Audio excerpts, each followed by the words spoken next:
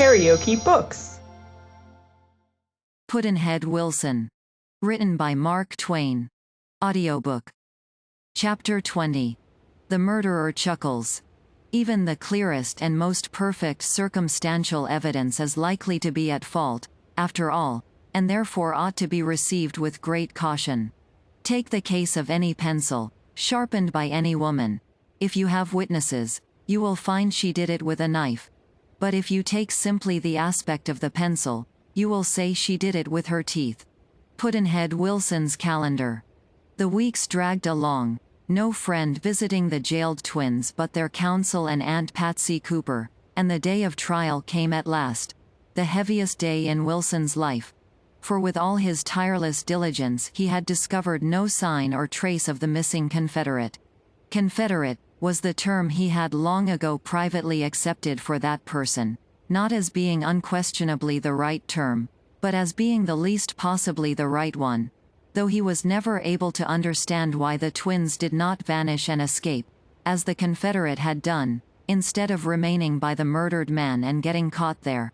The courthouse was crowded, of course, and would remain so to the finish, for not only in the town itself, but in the country for miles around, the trial was the one topic of conversation among the people. Mrs. Pratt, in deep mourning, and Tom with a weed on his hat, had seats near Pembroke Howard, the public prosecutor, and back of them sat a great array of friends of the family. The twins had but one friend present to keep their counsel in countenance, their poor old sorrowing landlady. She sat near Wilson, and looked her friendliest. In the nigger corner sat Chambers, also Roxy, with good clothes on, and her bill of sale in her pocket. It was her most precious possession, and she never parted with it, day or night. Tom had allowed her $35 a month ever since he came into his property, and had said that he and she ought to be grateful to the twins for making them rich, but had roused such a temper in her by this speech that he did not repeat the argument afterward. She said the old judge had treated her child 1,000 times better than he deserved, and had never done her an unkindness in his life. So she hated these outlandish devils for killing him, and shouldn't ever sleep satisfied till she saw them hanged for it. She was here to watch the trial now, and was going to lift up just one, hurrah, over it if the county judge put her in jail a year for it. She gave her turbaned head a toss and said, "When dat verdict comes, I's gwine to leaf dat roof, now, I tell you." Pembroke Howard briefly sketched the state's case. He said he would show by a chain of circumstantial evidence without break or fault in it anywhere, that the principal prisoner at the bar committed the murder. That the motive was partly revenge, and partly a desire to take his own life out of jeopardy, and that his brother, by his presence, was a consenting accessory to the crime. A crime which was the basest known to the calendar of human misdeeds, assassination. That it was conceived by the blackest of hearts and consummated by the cowardliest of hands. A crime which had broken a loving sister's heart, blighted the happiness of a young nephew who was as dear as a son, brought inconsolable grief to many friends, and sorrow and loss to the whole community. The utmost penalty of the outraged law would be exacted, and upon the accused, now present at the bar, that penalty would unquestionably be executed. He would reserve further remark until his closing speech. He was strongly moved, and so also was the whole house. Mrs. Pratt and several other women were weeping when he sat down, and many an eye that was full of hate was riveted upon the unhappy prisoners. Witness after witness was called by the state, and questioned at length, but the cross-questioning was brief. Wilson knew they could furnish nothing valuable for his side. People were sorry for Pudd'nhead Wilson. His budding career would get hurt by this trial. Several witnesses swore they heard Judge Driscoll say in his public speech that the twins would be able to find their lost knife again when they needed it to assassinate somebody with. This was not news, but now it was seen to have been sorrowfully prophetic, and a profound sensation quivered through the hushed courtroom when those dismal words were repeated. The public prosecutor rose and said that it was within his knowledge, through a conversation held with Judge Driscoll on the last day of his life, that counsel for the defense had brought him a challenge from the person charged at the bar with murder. That he had refused to fight with a confessed assassin. That is, on the field of honor, but had added significantly, that would be ready for him elsewhere. Presumably the person here charged with murder was warned that he must kill or be killed the first time he should meet Judge Driscoll. If counsel for the defense chose to let the statement stand so, he would not call him to the witness stand. Mr. Wilson said he would offer no denial. Murmurs in the house. It is getting worse and worse for Wilson's case. Mrs. Pratt testified that she heard no outcry, and did not know what woke her up, unless it was the sound of rapid footsteps approaching the front door.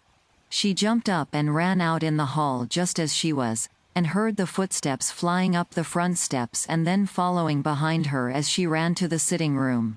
There she found the accused standing over her murdered brother. Here she broke down and sobbed. Sensation in the court.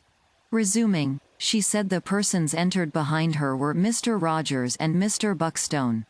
Cross-examined by Wilson, she said the twins proclaimed their innocence, declared that they had been taking a walk, and had hurried to the house in response to a cry for help which was so loud and strong that they had heard it at a considerable distance. That they begged her and the gentleman just mentioned to examine their hands and clothes, which was done, and no bloodstains found. Confirmatory evidence followed from Rogers and Buckstone. The finding of the knife was verified. The advertisement minutely describing it and offering a reward for it was put in evidence, and its exact correspondence with that description proved. Then followed a few minor details, and the case for the state was closed. Wilson said that he had 3 witnesses, the Mrs. Clarkson, who would testify that they met a veiled young woman leaving Judge Driscoll's premises by the back gate a few minutes after the cries for help were heard, and that their evidence, taken with certain circumstantial evidence which he would call to the court's attention to, would in his opinion convince the court that there was still one person concerned in this crime who had not yet been found, and also that a stay of proceedings ought to be granted, in justice to his clients, until that person should be discovered. As it was late, he would ask leave to defer the examination of his 3 witnesses until the next morning. The crowd poured out of the place and went flocking away in excited groups and couples, taking the events of the session over with vivacity and consuming interest, and everybody seemed to have had a satisfactory and enjoyable day except the accused, their counsel, and their old lady friend. There was no cheer among these, and no substantial hope. In parting with the twins, Aunt Patsy did attempt a good night with a gay pretense of hope and cheer in it, but broke down without finishing. Absolutely secure as Tom considered himself to be, the opening solemnities of the trial had nevertheless oppressed him with a vague uneasiness, his being a nature sensitive to even the smallest alarms. But from the moment that the poverty and weakness of Wilson's case lay exposed to the court, he was comfortable once more, even jubilant. He left the courtroom sarcastically sorry for Wilson. The Clarksons met an unknown woman in the back lane, he said to himself, that is his case. I'll give him a century to find her in, a couple of them if he likes. A woman who doesn't exist any longer, and the clothes that gave her her sex burnt up and the ashes thrown away. Oh, certainly, he'll find her easy enough. This reflection set him to admiring, for the 100th time, the shrewd ingenuities by which he had ensured himself against detection, more, against even suspicion. Nearly always in cases like this there is some little detail or other overlooked, some wee little track or trace left behind, and detection follows. But here there's not even the faintest suggestion of a trace left. No more than a bird leaves when it flies through the air. Yes, through the night, you may say. The man that can track a bird through the air in the dark and find that bird is the man to track me out and find the judge's assassin, no other need apply. And that is the job that has been laid out for poor Pudd'nhead Wilson, of all people in the world. Lord, it will be pathetically funny to see him grubbing and groping after that woman that don't exist, and the right person sitting under his very nose all the time. The more he thought the situation over, the more the humor of it struck him. Finally he said, I'll never let him hear the last of that woman. Every time I catch him in company, to his dying day, I'll ask him in the guileless affectionate way that used to gravel him, so when I inquired how his unborn law business was coming along, got on her track yet? Hey, Pudd'nhead? He wanted to laugh, but that would not have answered. There were people about, and he was mourning for his uncle. He made up his mind that it would be good entertainment to look in on Wilson that night and watch him worry over his barren law case and goad him with an exasperating word or two of sympathy and commiseration now and then. Wilson wanted no supper, he had no appetite. He got out all the fingerprints of girls and women in his collection of records and pored gloomily over them an hour or more, trying to convince himself that troublesome girl's marks were there somewhere and had been overlooked. But it was not so. He drew back his chair, clasped his hands over his head, and gave himself up to dull and arid musings.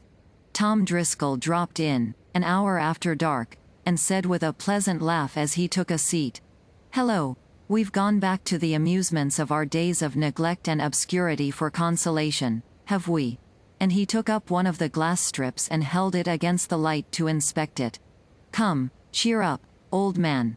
There's no use in losing your grip and going back to this child's play merely because this big sunspot is drifting across your shiny new disc. It'll pass, and you'll be all right again," and he laid the glass down. "Did you think you could win always?" "Oh, no," said Wilson, with a sigh. "I didn't expect that. But I can't believe Luigi killed your uncle, and I feel very sorry for him. It makes me blue. And you would feel as I do, Tom, if you were not prejudiced against those young fellows." "I don't know about that," and Tom's countenance darkened, for his memory reverted to his kicking. "I owe them no goodwill, considering the brunette one's treatment of me that night. Prejudice or no prejudice, Pudd'nhead, I don't like them, and when they get their deserts you're not going to find me sitting on the mourner's bench."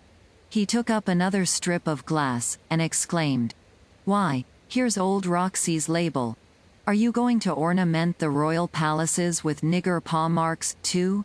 By the date here, I was 7 months old when this was done, and she was nursing me and her little nigger cub. There's a line straight across her thumbprint. How comes that?"